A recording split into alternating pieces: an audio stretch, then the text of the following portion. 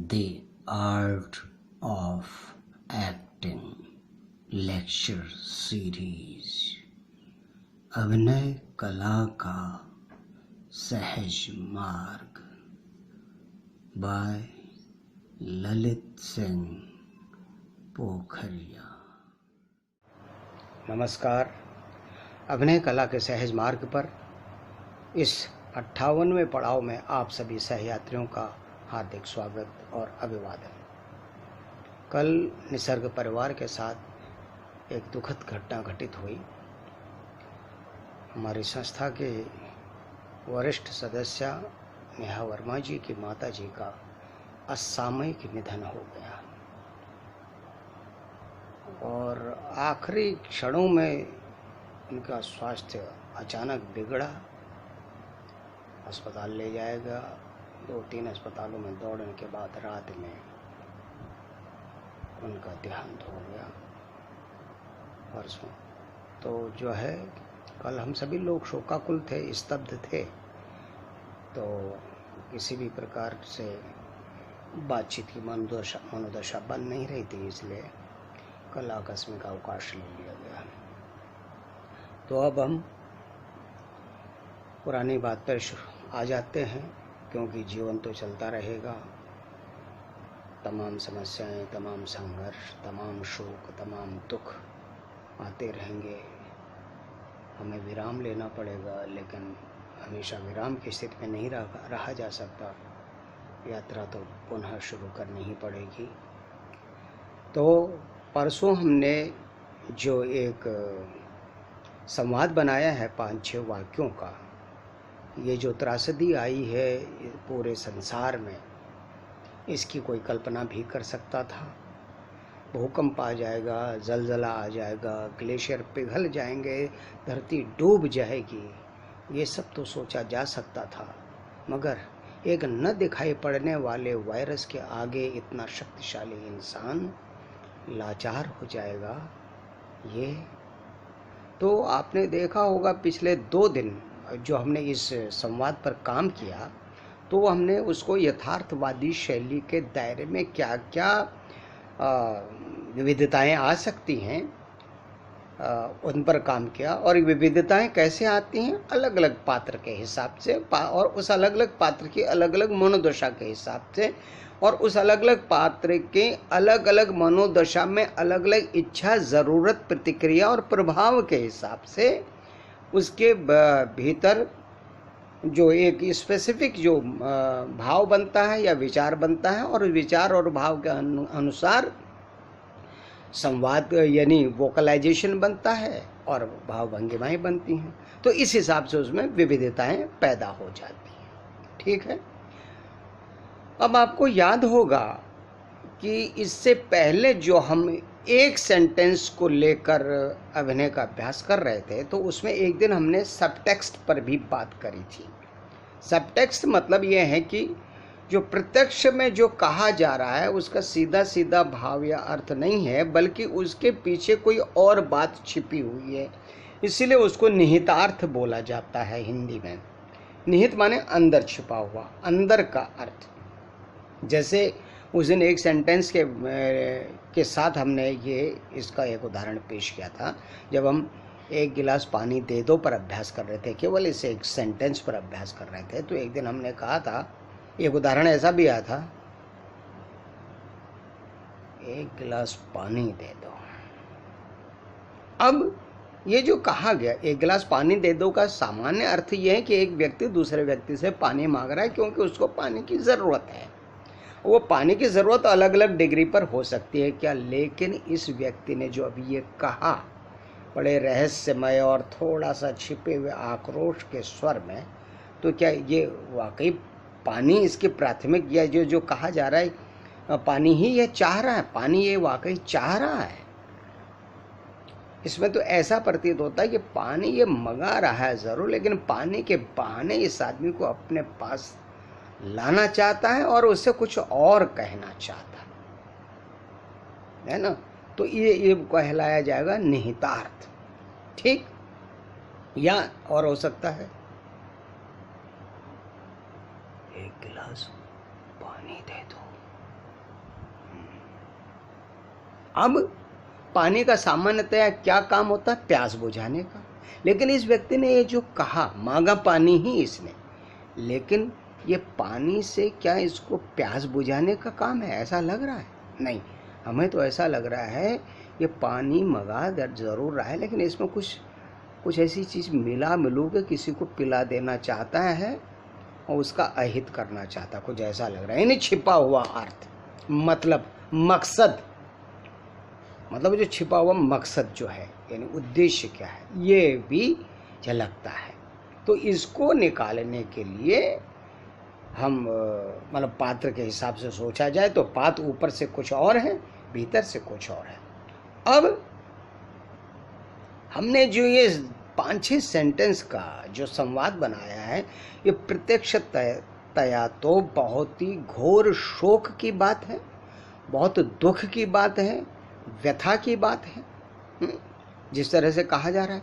लेकिन कुछ हमने एक आध उदाहरण ऐसे भी पेश किए थे जिससे लग रहा था ये जो लोग कह रहे हैं ये दुखी तो बिल्कुल नहीं है। एक तो बड़ी खिल्ली उड़ा रहा था, एक तरीका दिन है ना, ये जो त्रासदी आई है पूरे संसार में, मतलब जो है पास किनारे खड़े होके जो लोग सामने जो मकान जलते हैं और मनी मन खुश हो रहे होते हैं, वो दूर बैठ के इस तरीके से बात करते हैं। जैसे आजकल हम देखते हैं सोशल मीडिया पर एक से एक त्रासदी की बातें हो रही, लेकिन किसी को बड़ी मौज आ रही है। वो जैसे घाव में नमक छिड़कने की तरीके से जो है बातें हो रही हैं, है ना। तो आप समझ ही रहे होंगे आदमी कितना डिस्टॉर्टेड, कितना विद्रूप हो गया है प्रवृत्तियों से। जो प्रत्यक्षतया शोक की बात है, दुख की बात है, व्यथा की बात है, उसके जरिए भी वो अपने मन की विद्रूपता, कलुषित वृत्तियों को पोषण देने का काम करता है, उनका इस्तेमाल करता है ना। तो इस तरीके से बात करता है, या फिर जो उस बात के साथ कहीं रहस्यमय तरीके से जुड़ा हुआ। जैसे हम एक बात उदाहरण पेश करना चाह रहे हैं, क्योंकि मैं एक और उदाहरण और निकाल रहा हूँ इसलिए 2-3 कि जो सामान्यतः सोचे नहीं जा सकते, लेकिन वो यथार्थवादी शैली के ही दायरे में हों।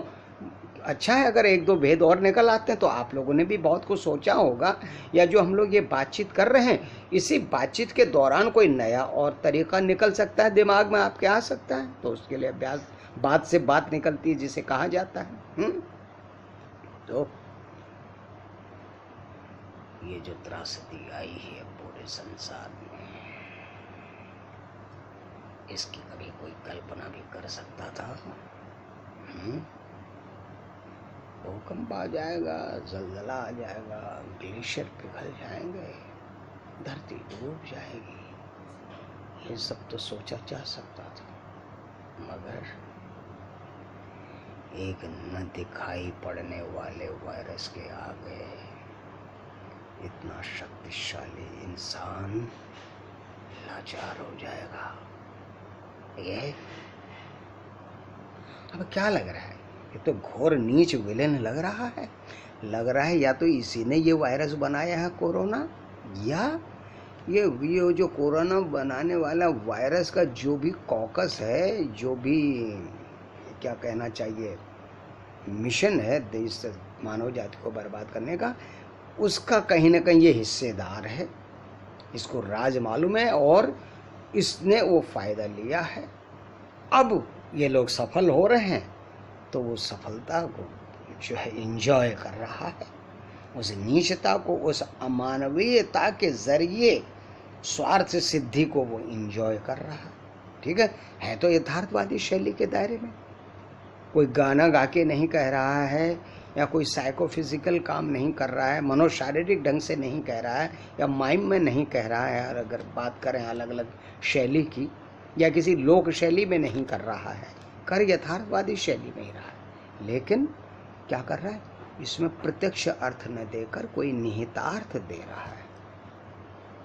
ठीक, अब इसी तरीके से हमने कहा था कि इसमें भय, क्रोध और दूसरे और दुख।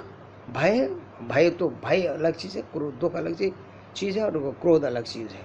तो इनमें अलग अलग आयाम की ज़्यादा संभावना थी। अब क्रोध का हमने कुछ दिखाया, लेकिन एक और तरीका हम दरअसल क्या है कि आवाज़ बहुत ज़्यादा, कुछ डायमेंशन ऐसे मैं नहीं दिखा रहा हूँ जिसमें आवाज़ जो है बहुत ज़्यादा हो जाए, क्योंकि देखिए दिन में हम रिहर्सल कर नहीं पाते रिकॉर्डिंग, क्योंकि दिन में लाइट का थोड़ा सा दिक्कत रहती, गर्मी हो जाती है, एसी चला नहीं रहे, और एसी वाला कमरा बाहर का एक एसी, तो बाहर से शोर, कुत्तों की आवाज़, कभी कभी आपने रिकॉर्डिंग में कुत्तों की आवाज़ सुनी होगी, वो अपना ही मतलब जो है जश्न मना रहे होते हैं, तो इस वजह से मुझे देर से करना पड़ता है। देर से करें तो इसमें फिर अपने घर वाले तो जानते ही हैं कि कुछ भी अनर्गल और एबनॉर्मल हरकत कर सकते हैं, लेकिन बाहर वालों के लिए घोर कौतूहल की बात हो जाएगी, इसलिए दिक्कत है। इसलिए मैं इसको जो है सादा जो टेम्परामेंटल जो डायमेंशन क्रिएट हो सकते हैं वो नहीं कर रहा हूँ। फिर भी एक दिन मैंने किया था दुख वाला जो है थोड़ा सा अंडर करके लो वॉल्यूम में हाई पिच रखते हुए, जब वॉल्यूम और पिच की बात मैंने आपको बताई थी ना, तो वैसा ही एक उदाहरण और आ जाता है। ये जो त्रासदी आई है पूरे संसार में, क्या इसकी कोई कल्पना भी कर सकता था? भूकंप आ जाएगा, जलजला आ जाएगा, ग्लेशियर पिघल जाएंगे, धरती डूब जाएगी, ये सब तो सोचा जा सकता था, मगर एक न दिखाई पड़ने वाले वायरस के आगे इतना शक्तिशाली इंसान लाचार हो जाएगा। ये पता चला कि आदमी परेशान है, इसको पता चल गया है कि किसने ये काम किया है, ये वायरस के लिए जिम्मेदार कौन है। अब ये उसको बदला लेने या उनको सबक सिखाने के लिए बेचैन हो रहा है और दूसरों को प्रेरित कर रहा है। लगभग इसी तरीके का उदाहरण मैं शायद परसों दे चुका हूँ, उसका एक डायमेंशन ये और है। इसमें थोड़ा सा बेचैनी और अब क्या कर डालें, इसका पुट थोड़ा सा और ज़्यादा आ गया है। तो ये इसमें हम क्या है, इतना जो हमने जो भी काम किया, ये यथार्थवादी शैली के अंतर्गत इतनी बातें आ सकती हैं और भी आ सकती हैं। इसीलिए मैं कह रहा हूँ ना, आप लोग से मैं शुरू से कहता रहा हूँ, आप लोग भी अपने अपने ढंग से सोचिए, उसको एग्जिबिट करिए, अपने अपने परिस्थिति में करिए, अपने अपने जो इमोशनल एक्सपीरियंसेस हैं उनको रिकॉल करके उनको फिर से दोबारा कल्पना करके और फिर से अनुभूति में डाल के कर सकते हैं। जीवन में अलग अलग अनुभव होते हैं, वो किसी दूसरे अनुभव से उनकी कोई ना कोई डिग्री मिलती है, तो वहाँ वो काम आ जाती है। काम क्या आते हैं, रॉ मटेरियल के रूप में काम आते हैं। ये नहीं कि परफॉर्मेंस में वैसा ही परफॉर्म कर दो तो काम चलेगा, नहीं, वो काम नहीं आते। रॉ मटेरियल के रूप में काम आती है, आपके चिंतन को, विश्लेषण को, सुनिश्चितीकरण को विस्तार देने और प्रिसाइज और टू द पॉइंट बनाने में काम आता है। फिर उसको अनुभव में या फीलिंग में लाया जाता है, उस फीलिंग को फिर रिफ्लेक्ट किया जाता है वॉइस से, एक्सप्रेशन से, बॉडी मूवमेंट से। ठीक, तो अब मैं सोच रहा हूँ कि आज हम यहीं पर रुकते हैं। कल हम आपको जो बात बताएंगे थोड़ा सा म्यूज़िकल शैली में क्या हो सकता है, या कुछ एक्सपेरिमेंटल शैली में क्या हो सकता है, जहाँ पर हाँ ऊपर की बात कुछ और है, भीतर बात कुछ और है। ये एक्सपेरिमेंटल में भी दिखाया जा सकता है, बल्कि उसमें और ज़्यादा एक्सपेरिमेंटल इन द सेंस कि आप दूसरी युक्तियों का इस्तेमाल करते हैं, जब कोरस का, समूहन का, कंपोजिशंस का, सामूहिक स्वरों का, और उसके अलावा साइकोफिजिकल तरीके का जब इस्तेमाल करते हैं तो वो एक तरीके से अब एक्सपेरिमेंटल हो जाता है। तो उस हिसाब से भी काम किया जा सकता है। उसके बाद फिर हम जो टाइम एंड स्पेस के फैक्टर की मैं बात कर रहा था, हो सकता है कल वो हम शुरू कर दें। ये तो अभी हम सिर्फ भीतर की चीज़ को अभिव्यक्त कर रहे हैं ना। अब इसके लिए मैं थोड़ा सा क्या करूँगा कि कैमरे का एंगल थोड़ा सा बड़ा करूँगा, थोड़ा गतिविधि कुछ करने को जगह मिल जाएगी अगर, तो उसमें कुछ इनैक्टमेंट करेंगे पूरे का कि किस समय और स्थान में बॉडी को या वॉल्यूम या डायलॉग को कैसे समायोजित किया जाता है, डिज़ाइन किया जाता है। ये तरीका मंच के लिए बहुत ही महत्वपूर्ण है तो महत्वपूर्ण ये कैमरे के लिए भी, लेकिन कैमरे में ये हेडेक जो है कैमरामैन का, डायरेक्टर का ज़्यादा हो जाता है ना। और यहाँ डायरेक्टर का और एक्टर का लगभग बराबर होता है। हालांकि वो क्रिएट डायरेक्टर करेगा अधिकतर, लेकिन उसका पूरा अपनी समझ में ढाल के, केवल कार्बन कॉपी करके नहीं, समझ में ढाल के इनैक्टमेंट करना है एक्टर को, तो एक्टर के लिए भी उतना ही काम हो जाता है। ठीक है।